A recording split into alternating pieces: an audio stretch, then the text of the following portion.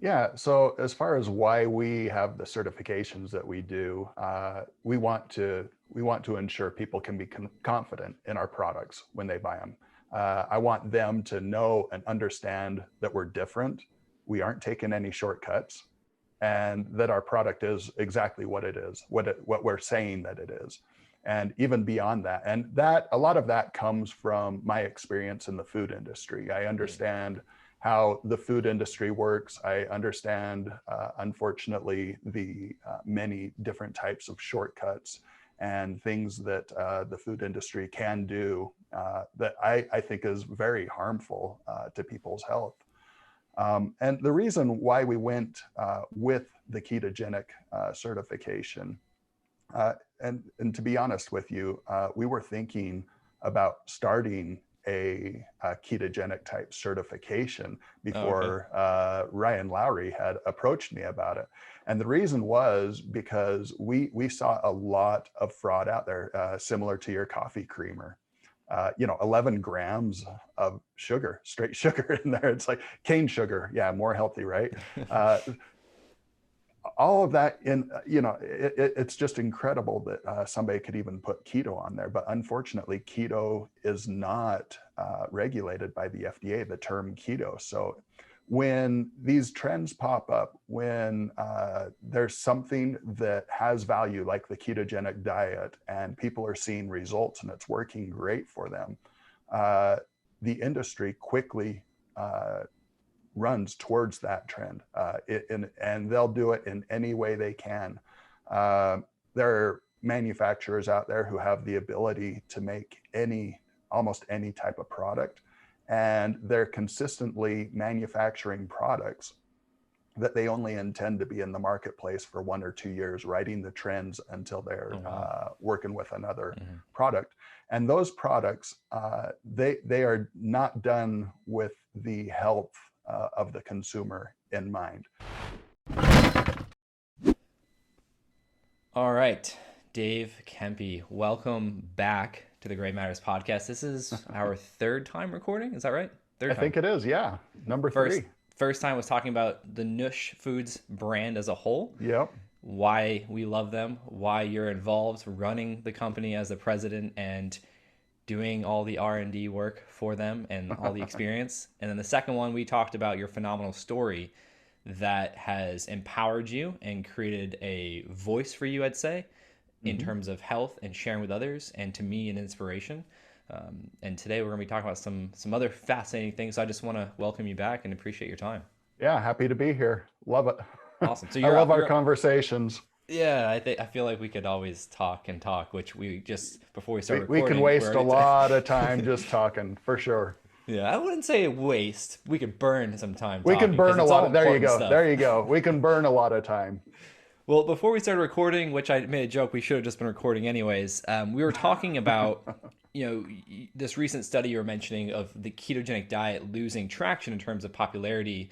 And I want you to just share the same things you just shared with me about that, because I think that's something important as to why we both would assume that seems to be the case on, like, I mean, with the study saying so, and then just our own Hmm. personal experience. So yeah, let's just go there. Yeah, it was a large poll, and this poll it takes place every year, and they study the different types of diets, what people are following, what trends are happening, what people are saying about them, what they think about them, and so it's really interesting to see what's going on out there in our consumer base and what it is they're trending towards. And yeah, keto has lost a lot of traction in the last couple of years. And one of the reasons, well, the largest reason was because they feel like keto is too complex. So the consumer is very confused about keto, what keto is, how to be in ketosis, how to follow those macros exactly. And unfortunately, I think us as a keto community, we have been overcomplicating keto. Keto is definitely not that difficult. It's a state of living. It's a state of metabolic flexibility. It's when your body produces ketones. But I think when we get into the nitty gritty and we start explaining the fine details of that, people get lost. And unfortunately, I think that's turned a lot of people away from the keto diet. You know, the ketogenic diet, in all reality, unless, you know, you're epileptic or you're fighting cancer, or you've got some different things that are definitely more serious where you need to put a lot more attention into the macros that you're consuming. It really is simple. I mean, avoid refined carbohydrates, avoid sugar, avoid anything that spikes your blood sugar. You're good. You're good. And now, Yeah. you know, when you've been in keto for a while, as you learn, there are different things you can do. There are more things you can focus on. I definitely focus on many other things. A lot of them we'll talk about today. You know, I guess maybe we'll be confusing some people a little bit more today. Maybe a little We bit gotta too get much some information. We'll confusion see there. what We happens. get people to think a little bit. Yeah, get people to think a little bit. But yeah, it is simple. It is simple. You know, to follow the ketogenic diet, you don't have to be testing your ketones each day. You don't have to be buying ketogenic drinks. I mean, you can be in ketosis just buying things from the grocery store. You know, don't go in the middle aisles, always stay in the outer aisles. The meat, you know, veggies, lots of veggies that you can consume. So yeah. Yeah, and you brought up a couple points, and I want to add some to it of why I believe it's getting, it's losing traction, getting so complicated. Because, like you said, unless you're an epileptic patient, a cancer patient, or someone that's going through a severe therapeutic condition or a severe health condition that therapeutic approach with a ketogenic diet would be appropriate, you don't need to be so dialed in with macros. And like that was a huge challenge for me. I had the fear of my brain health, with the brain tumors, things like that, that drove me through all that complication. And like I just kept learning and learning. But the average person that just wants to maybe lose some weight, get a little bit of cognitive performance boost or something like that, they're not dealing with a severe condition or a disease, they're going to lose traction trying to learn and to understand. And there's so much context involved as well that I think confuses people because it's not so black or white. Unless you have a very severe condition, which you should be working with a professional anyways that'll be helping you. And then we also see this new trend where a lot of the keto advocates are now metabolic flexibility advocates, and they're kind of leaving keto. And then the people are like, well, I thought you were keto, but now you're having sweet potatoes and now you're having honey or fruit and you're not fasting anymore. What is going on? And it's like, I believe in metabolic flexibility. We were just talking about that before we started recording as well. Like that's the optimal state for the average person to be able to handle carbohydrates, unprocessed carbohydrates, whole food based, but also be able to tap into fat and have the best of both worlds, especially from a fuel standpoint with performance. But I just think there's so many bits of context being left out. People transitioning in their messaging that are influencers and that have a high degree of influence and inspiration to people. But like you said, it can be really simple. Just cut out the crap, the garbage. Just eat real whole food. Maybe have some processed foods every now and then, as long as that's what you're okay with doing. But thanks to NUSH, and we have amazing cakes and cookies and pancake waffle mix and all these different things that can fit the everyday lifestyle that can be on the go. And I think it makes sense why the ketogenic diet is losing traction, because it's getting so complicated when it can be so simple. Yeah, the best way, when people ask me how to start, I just say cut out sugar, any form of sugar, and cut out refined carbohydrates. That's it. Yep. That's all you need to focus Simple. on. Keep it simple. Yep. Yeah, and then I think another thing that happens too is people rush the process. They don't know about the adaptations that happen on a cellular level. So they're like, man, like 3 weeks in, I was getting all these results, and then it just stopped. And then they give up because they don't know that there's adaptations occurring. You're just on the brink, just keep going, and it's gonna open up. But also that's when they start, okay, well, I gotta be tweaking my macros, or I need to be fasting, or something's off, because that's what they're hearing. And the average person isn't gonna take the time we've taken to dive into understanding the research or just educating ourselves on a deeper level. But like you said, just keep it simple. Yeah, those first 2 or 3 weeks are pretty awesome when you're losing all that water, and it's just like, wow, look at that scale drop. Yep. And the sad truth is, the majority of that's not fat, and that really hinders people. And I mean, people, I think there's a misconception as well, that when you're in ketosis that you just lose weight. I mean, you still have to be at a calorie deficit in order to lose weight. I mean, you can eat Snicker bars all day long and just eat Snickers, and that's it. And as long as you're in a calorie deficit, you'll still lose weight. you'll be incredibly unhealthy, but you'll still lose weight. Yeah, inflamed, So tired. yeah. So yeah, it's, just keep it simple. Just avoid the sugars and the refined carbohydrates to start out. And when you're comfortable to get into it a little bit more, get into it a little bit more. That's why NUSH started. I mean, our focus, we say NUSH to sugar. I mean, that's our focus. We think that is the largest culprit to what's happening to the health in our community, and here in the United States and around the world. Sugar is the largest culprit. I mean, study after study after study show that. And I was really disappointed with what the FDA did recently. They had the opportunity to throw that in there with their food guide. They did do it for people 1 to 6 years old. They said they should avoid added sugars now. That's a big step. Which was that was a big deal, but I don't think they went far enough yet. But yeah. Yeah, that's unfortunate. And you mentioned something too about keeping it simple and just, cutting out processed foods is a great step. And then, I don't want to dive too much in this because it's going to be context driven and there's so much to it. But like, the deficit, if you want to lose weight, or in my perspective, you want to remove body fat, more specific, you have to be in a deficit to a degree. Otherwise, you're just going to maintain. But another thing that people miss that I think creates more confusion with the ketogenic diet is you can't just endlessly eat whatever amount of fat you want, be in ketosis, and expect to lose weight. And so you can't have 10 pounds of bacon every day. No, you can't dip it in butter as well on top of it.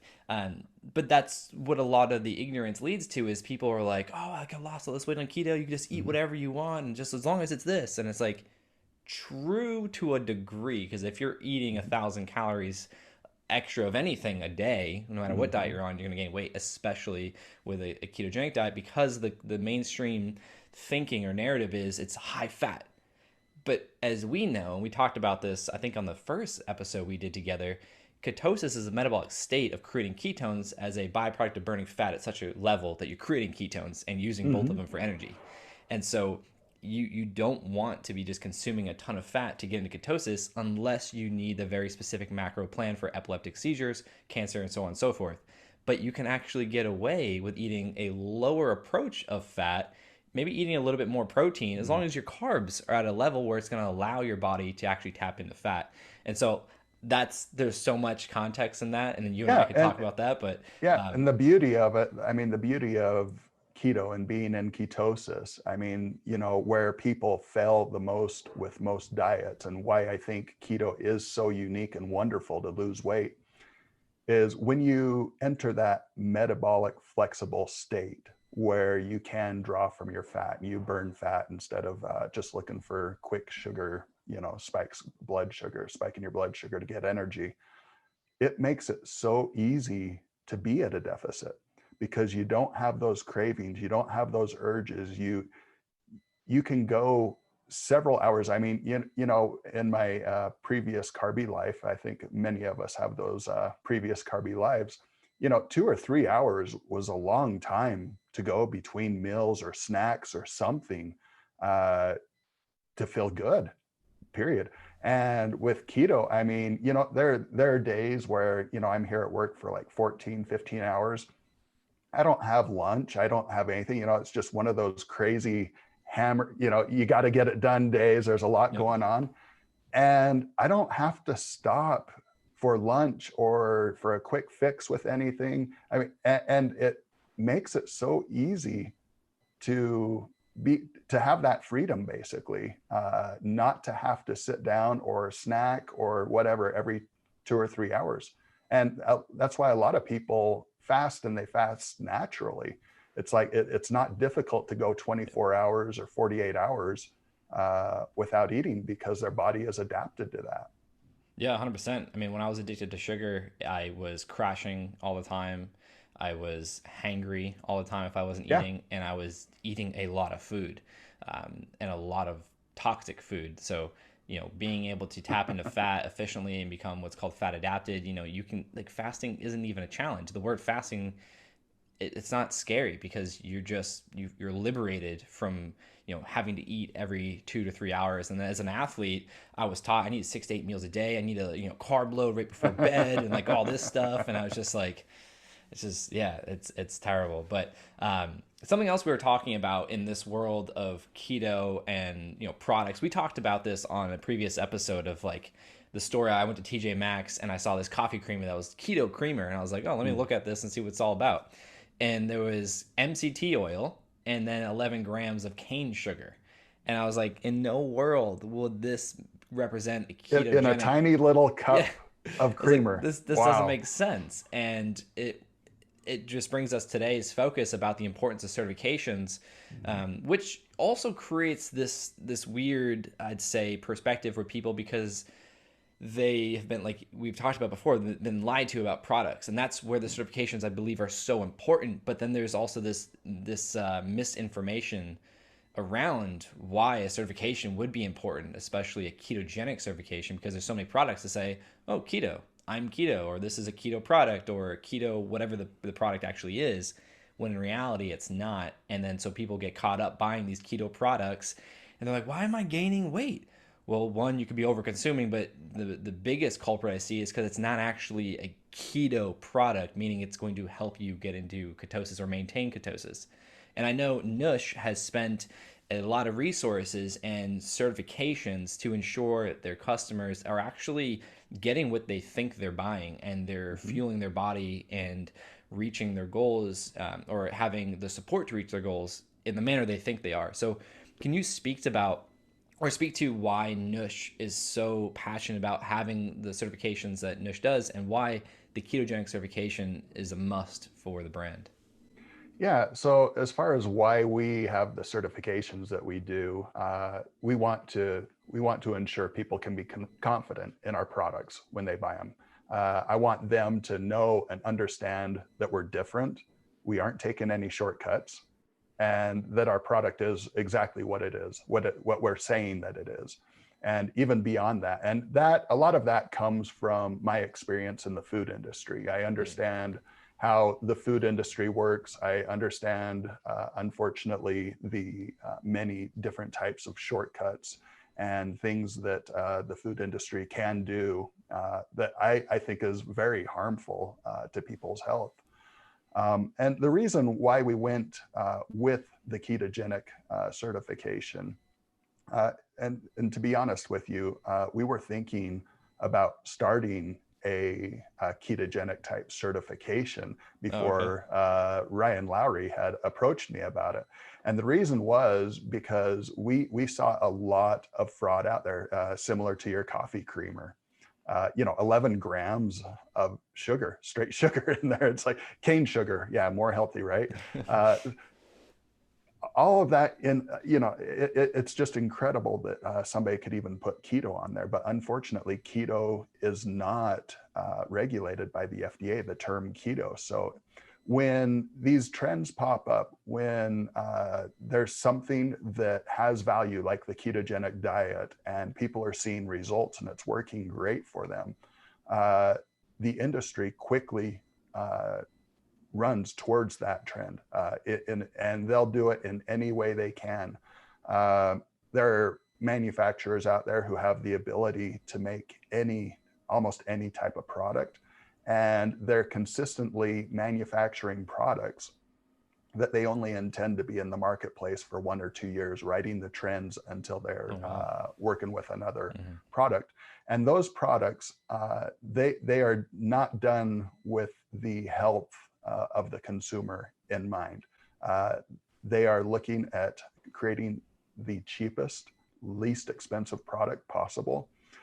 They want to make sure it doesn't cost the consumer a lot of money, but they want to make sure it has a high margin for them as well, because this is a quick cash grab. This isn't something that they're not building a long-term business and a long-term product.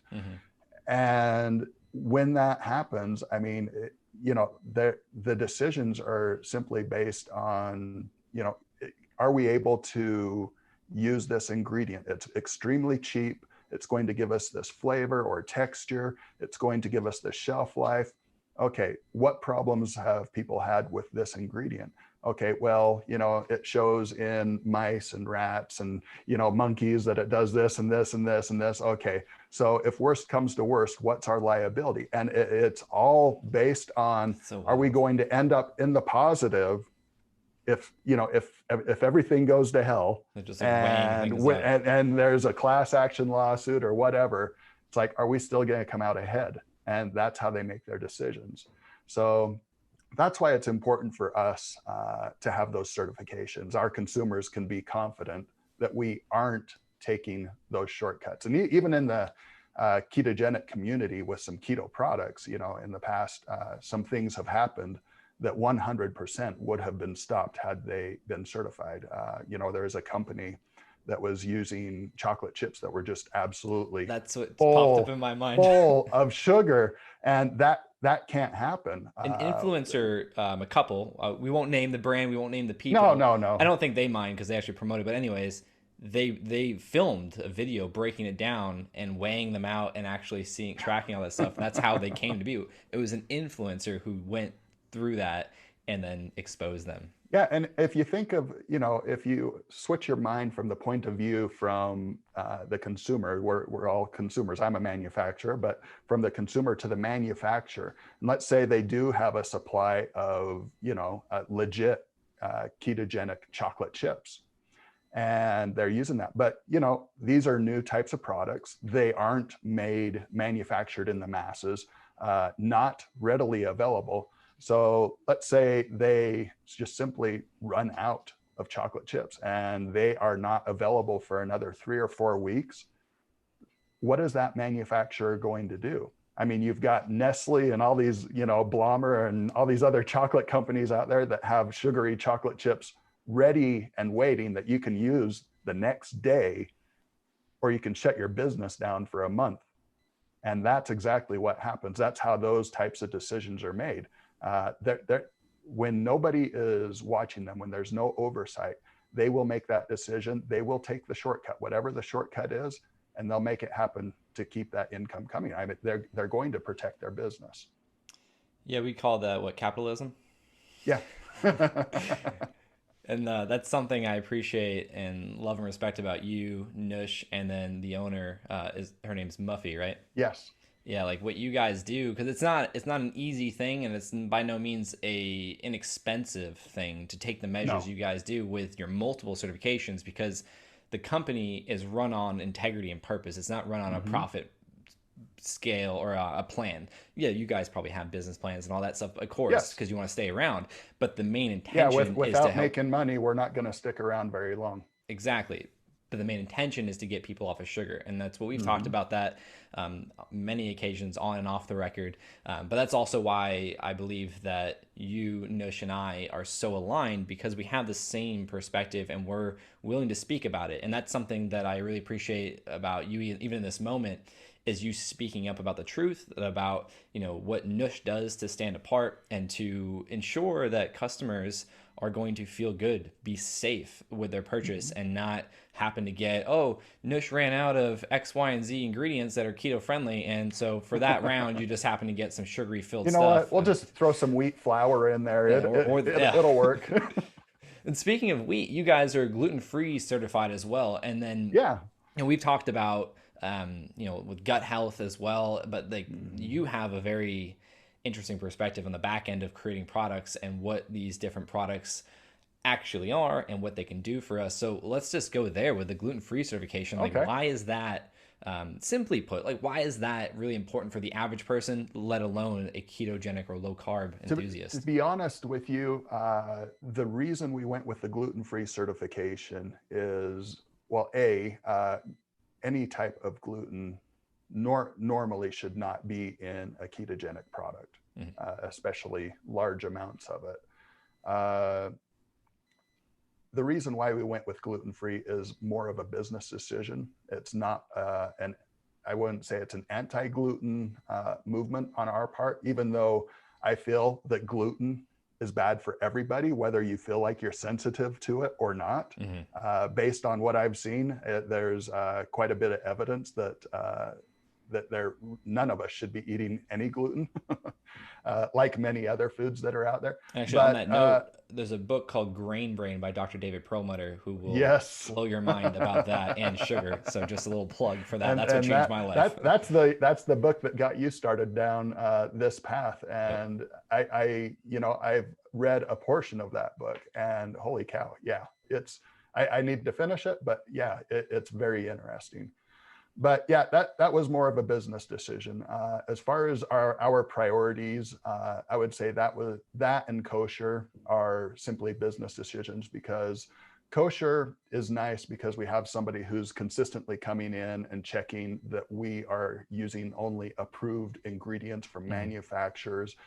And where we have to work with organic and kosher and gluten-free and, ketogenic.com, we don't have the ability to jump ship from one manufacturer of an ingredient to another without the approval of all of them. Yep. So because of that, it keeps us in check. But kosher, it simply there are a lot of retail chains that will not accept any product that is not kosher certified. Okay. And as far as gluten-free, that's a trend that has still been growing strongly since the early 2000s, really took off in the mid 2000s.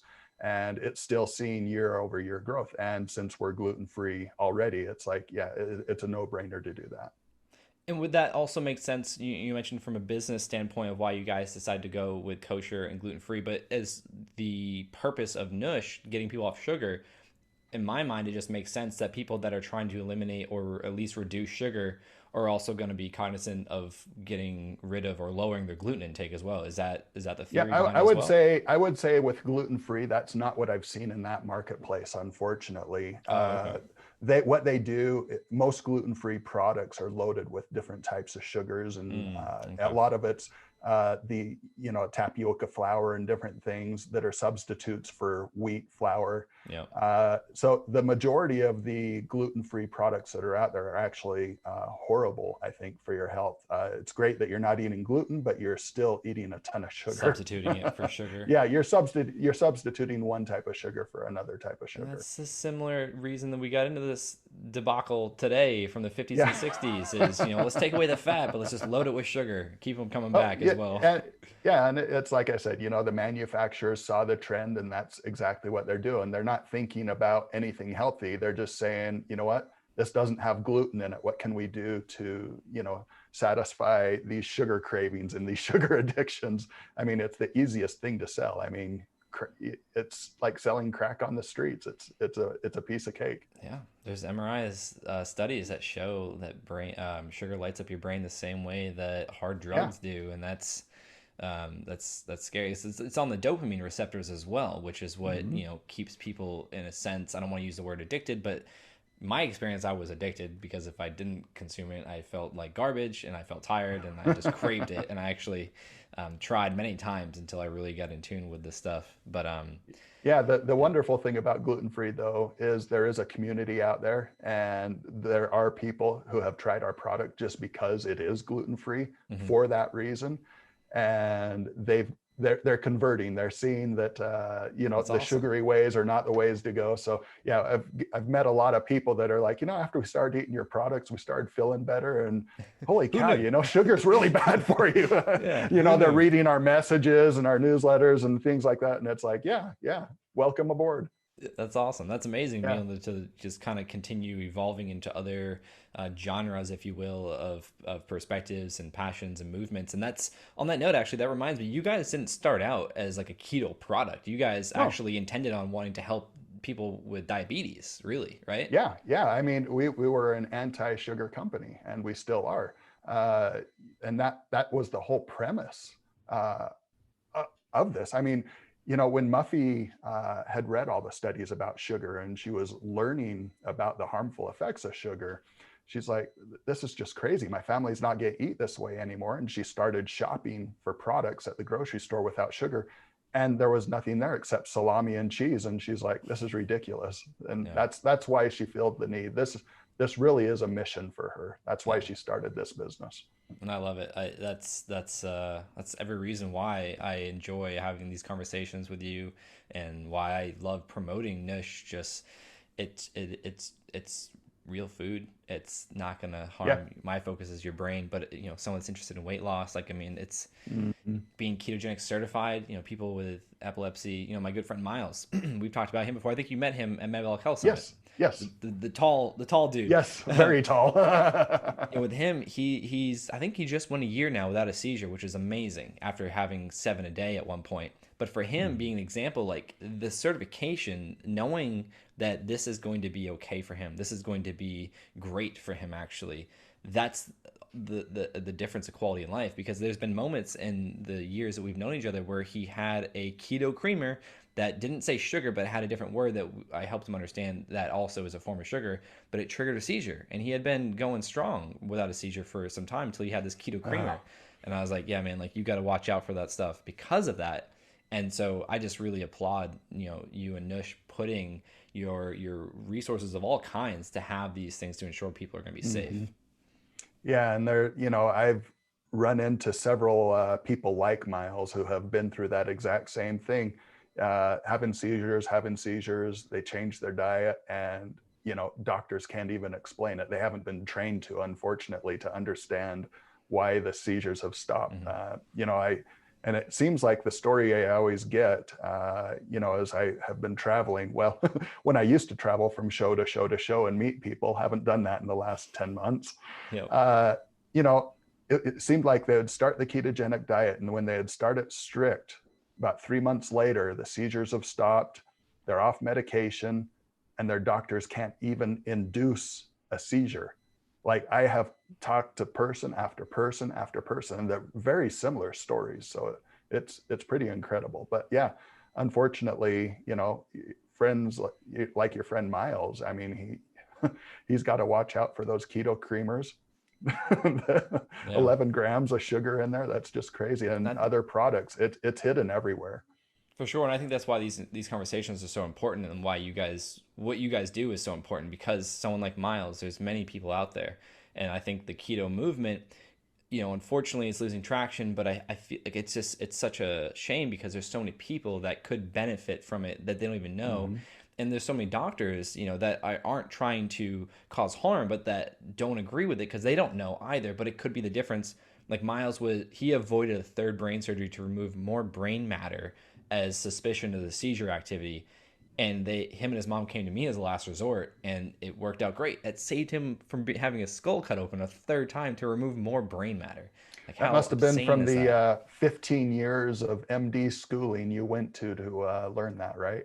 Yeah, it's It's just like it's so wild. But we're thankfully, listening to the wrong people a lot of times. A lot of the information that has been passed down to us, the traditional information that we're getting from our doctors, uh, I mean, a lot of these studies, flawed studies, are coming from the 40s and 50s and 60s, that they're still learning that type of information. So, we're living in an age where we have so many different people to listen to. Yourself, you're studying this stuff all the time. I've got several others that I really love to listen to who, they're figuring stuff out. They're mhm. passionate about it, and they're learning things and sharing things that the general population does not know. Yeah, And it's great. I mean, my health has never been better, and I'm getting older. I mean, I thought I was extremely healthy through my 30s, and it's like, wow, I wish I felt this good in my 30s. I mean, it's such a big difference. yeah, it is. And on that note, for those that haven't heard Dave's story, I forget, I think it was episode 27, 28, 29, somewhere around there. But we went in depth with Dave's story. It's very inspiring, but it's very empowering as well. But then on the note of information, Metabolic Health Summit, that's an amazing event of doctors and researchers and scientists and influencers and chefs and authors and just whoever from all over the world that speak in so many different languages in terms of, I'd say, basic to complex around this topic of metabolic health and how it could help someone with a seizure or a TBI or weight loss or PCOS or whatever it may be, cancer as well, like, all these things. And there's organizations like Mac's Love Project and the Charlie Foundation that are doing so much to educate people as well as help them. So there's so many resources, and those that haven't heard of Metabolic Health Summit, go check it out, metabolichealthsummit.com. And it's an amazing event. Dave and Nush are always there. Yep. I've been 2 times now. We'll see if this next one this year comes up. I doubt it with the pandemic restrictions right now, but we can be hopeful.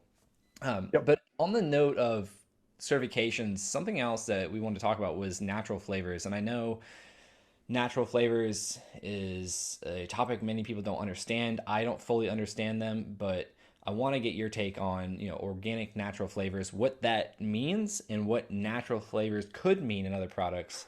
And I'll just let you take that away. Yeah, it's quite the rabbit hole when we start talking about natural flavors. One thing about natural flavors is all of the recipes, the formulas, are protected.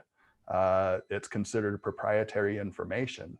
So nobody except for the company manufacturing those flavors understands what's really in a natural flavor. We could talk about artificial flavors. Artificial flavors are horrible too. They're synthetic ingredients. It's crude oil, it's coal tar, it's, tons of different additives. And all of this is designed kind of like sugar to light your brain up, just like it's very similar. So natural flavors, if it's just natural, that means at least 20% of the product, part of that flavor, has to be natural, coming from animals or plants. So the other 80% can still be an artificial flavor with all of that garbage in there. So when it just says natural flavors, you really have no idea what's in there. And that's why, one of the certifications we have is organic, and we only use organic natural flavors. Nothing synthetic can be in there. There's a lot of different things, ionizing radiation, sewage sludge and other things, but no preservatives, no synthetic ingredients, solvents, things like that can be in an organic natural flavor. And that's why we use that. But yeah, natural flavors are probably one of the most dirty types of products that are available out there as far as ingredients. Yeah, that's scary. Well, they're generally regarded as safe. I don't know if you know about the FDA GRAS program, but it's GRAS. They call it generally regarded as safe. And some of the things, that are, what that means is generally we think this stuff is okay. We haven't done any studies on it. Nobody's done studies on it, no large scale studies. But Henry over here has tried it and he looks like he's doing okay. So it must be okay because we don't see any reactions. And that's the paperwork to create a new ingredient that is GRAS approved. There's no regulation behind it. Basically, the company that's filling the paperwork out, they are responsible for the study and for the information. So the fox is guarding the hen house with that. Things like hydrogenated oils, MSG, artificial food coloring, sodium nitrate, artificial sweeteners, sodium benzate, all that stuff, those are GRAS products. Imagine if that same concept was applied to when you needed a surgeon or a lawyer. It's generally regarded as safe, or we could come up with a different word than safe, productive or whatever. But yep. that concept of thinking, it's so crazy how the masses are ignorant to that, and they trust this organization that is allowing it or not regulating it. The same organizations that is profiting off of it. Mm-hmm. Yeah. Yeah. If you want, I don't want to spend too much time on GRAS products or ingredients, but if you can Google it, just go and Google, what GRAS ingredients are banned in all other countries. It's Oh scary. yeah, Oh I've yeah. seen some of those things, and it's disturbing what America Yeah, they won't allows. But even touch it. And you know, there are a lot of countries that, you know, sometimes we feel all high and mighty because we live in the United States and we look down on some other countries, and even some of those countries that we're looking down on, I guarantee their program is much better and much more safe than what we have here. yeah, I mean, you can. Yeah, that's a whole nother conversation. But Yep. I've seen some of those things, and it's mind boggling. Something else that you had in the notes for today was, is it AIB food safety Yeah. and So GMP? AIB, America Institute of Baking. Okay. So they're a large organization. They've been around a long time, and they've got a great track record. They had one slip up in how they were auditing in the mid 2000s. And since then, they've even improved their own operations. They are the go-to when it comes to food safety audits. So that's what their audit is. It's a food safety audit. They come in, it's all about our processes, our ability to track every ingredient, you know, from a large, you know, a pallet of flax, you know, we can track flax all the way down to one cookie that went to a customer.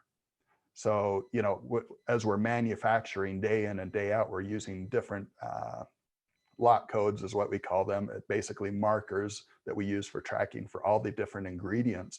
And, you know, some days we'll have 2 or 3 different lot codes, but we can track everything so that, you know, if they came back and said, you know, we've been having problems with this ingredient, or, you know, we have problems with this or that, we're able to track that through. Uh, that's also, they check our factory, they check for cleanliness, they make sure that there's nothing that we're doing that could make anybody ill. Our scores are always A's. We've been doing great with those audits. The last auditor that came in, he was just here in November, actually, very recently. We went through another audit, and in that same month, he had felled 5 different other companies. Wow. And he's like, you guys have one of the highest scores that we have seen. Like you're definitely in the, you know, you're in the A group basically. And we've been proud of that. We've been at this a long time. So we do understand what we're doing as far as the quality and safety of the product. That doesn't have anything to do with health other than, you know, making people ill and things like that. Mm. So yeah, that's one that we're very proud of because that's one of the most difficult certifications that we have. Okay, so that is a certification that you guys went out of your way to acquire. It was not required by anybody. We did that on our own to make sure that we've got a third party watching Awesome. our policies and procedures. Yep.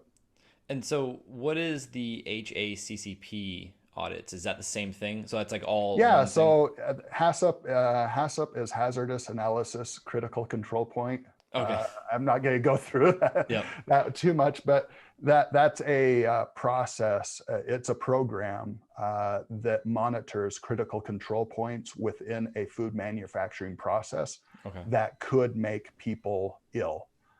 You know, Mm. there are food recalls all the time, and it's because somebody didn't know that dairy was in their chocolate, or somebody didn't know that their ingredient had been exposed to peanuts, or uh, you know, they're not taking microbial counts on the ingredients that are coming in and testing for, you know, mold and E. coli and Hmm. salmonella and yeast and, you know, all those things. And they what that program does is it monitors all of that for us, and it's a program that we had to build in-house. Okay. Hassup is common. Many food companies, larger food companies, do use it. But yeah, that's what it is. It's a program that monitors each of those points to make sure that there is no way we can fail with them. Yeah, that's amazing. I didn't know that you guys did that. So like you can literally if someone had an issue with an order, you guys could trace if it came from, you know, your products, or if Mm-hmm. it did, where exactly, what manufacturer, what order was placed for the ingredients, or what could have What day possibly we gone on. used it. Yeah, Yeah. we have so much information. We can track everything. If you have a cookie and you tell me basically what the expiration date is on it, I can track everything down. Wow, that's amazing. Yeah. So, of all these certifications we've talked about, all these different perspectives, like what do you think is your favorite part of the certifications that you and NUSH use, and why is that your favorite? My favorite part of them, or my favorite Say your certification, or favorite certification in general. Like if you. yeah, I think right now the two that my favorites are the ketogenic.com and the organic. Mhm. And the reason is with organic, I mean, that is I would say our second most complex certification, second most difficult. And, some people are kind of like, yeah, organic, it's just kind of a fad or whatever. And some people it really doesn't mean anything. You can wash the pesticides off and, different things on your food. But in order to be organic, they have some incredibly high operating standards, especially with the types of ingredients you can use, like natural flavors. I mean, if they're not organic certified, we cannot use any natural flavor or artificial flavor. And that eliminates just, a whole plethora of ingredients. A natural flavor, most of them have like 100 ingredients. So you just think about the different types of things that can be in there. Yeah, raspberry natural flavor. It's like, what's in there? It can be anything. So that one, as far as the standards, why I love that the most is because that really makes our product super clean and natural. No garbage in there. Nothing from fertilizers, pesticides, different those things. Nothing from the grass, a lot of the grass ingredients. Yeah. And the other one that I really like is ketogenic.com. And the reason why I like ketogenic.com is because there is a large amount of fraud. And we were kind of talking about this earlier with, your experience with the coffee creamer. When there's a trend and manufacturers see the trend, they'll throw keto, just the word keto, on anything, and they'll just they'll throw it on the shelves, understanding that that's going to move pretty quick, and they're just looking for a quick buck. And it is not keto by anybody's standards who understands anything about keto. 11 grams in a coffee creamer, like I'm still stunned that that's 11 grams. I just can't get over that. And that they can put keto on there because our cake, our large huge cake, has 1 gram of sugar, which comes mostly from the egg and the flax, natural sugars. So it's just incredible. But yeah, I think a lot of people are hesitant about keto products because of that, because they've seen the products that are coming out and they really are unhealthy products in a lot of different ways. Metabolically first, you're not going to be ketogenic if it's spiking your blood sugar like that. And secondly, just the different types of garbage that they're putting in there. And I know a lot of people are becoming turned off on products that may be labeled keto. And that's why I like the ketogenic.com certification, because when people see that we're certified through ketogenic.com, they know that in order for us to have that certification, we had to go through a process with ketogenic.com where they actually have a large group of people that they're doing blood labs on after, and you were there, you've seen it firsthand. Yep. To make sure that, yes, in fact, when you consume a NUSH product, it's not going to spike your blood sugar and kick you out of ketosis. It has a very negligible spike on your blood sugar, like most real, whole foods do.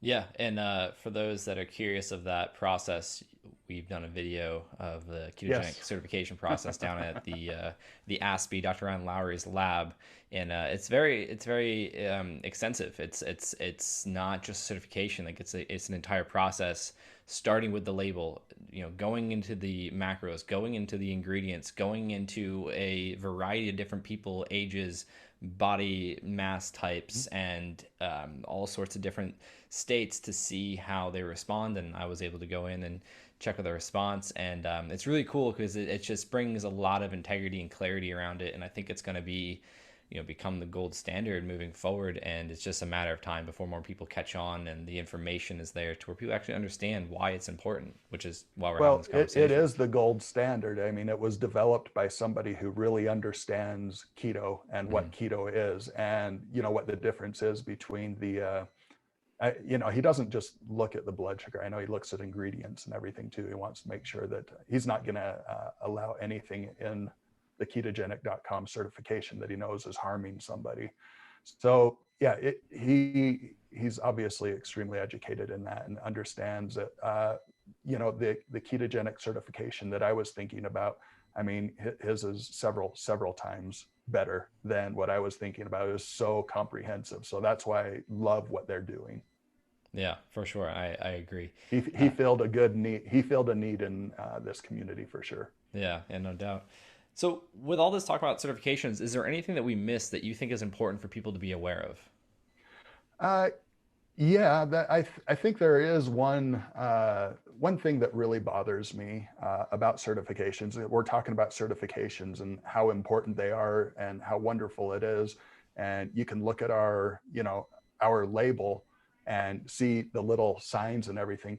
Be careful. The manufacturers are throwing a lot of labels that look like certifications. So it looks like there's a third party who's checking them out. And it's normally little circles and different things at the bottom of the package, and they'll put in gluten-free and they'll put in keto and they'll throw in whatever it is that they want that is not regulated, that they think will basically relate to an audience that'll get that sell. Uh, it's a made up symbol that they threw on there. So when you're looking for something with certifications, make sure and take a close look at that.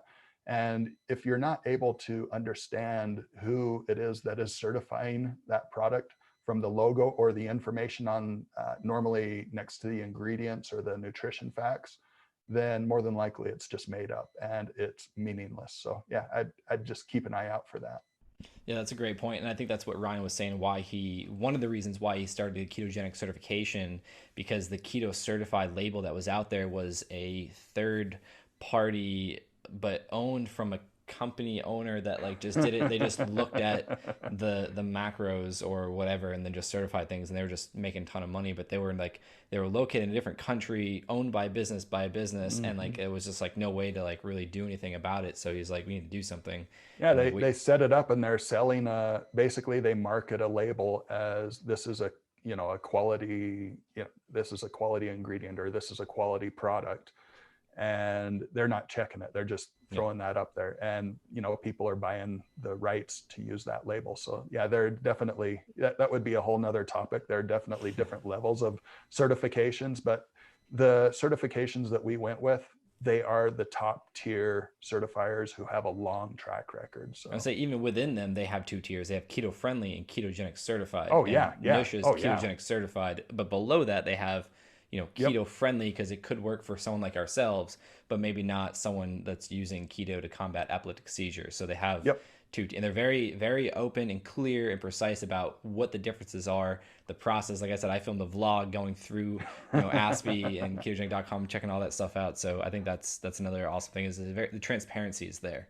Yes, which is important. If the transparency is not there, they're normally hiding something. So Yeah, and that's why we're doing this, because you got yeah, nothing to hide. NUSH no, is out there, we and do things the hard way here, definitely. yeah, and I think that that's going to be the difference of why NUSH is around for the long haul and is going to Yep. continue to grow and influence more people and impact more people on a positive note.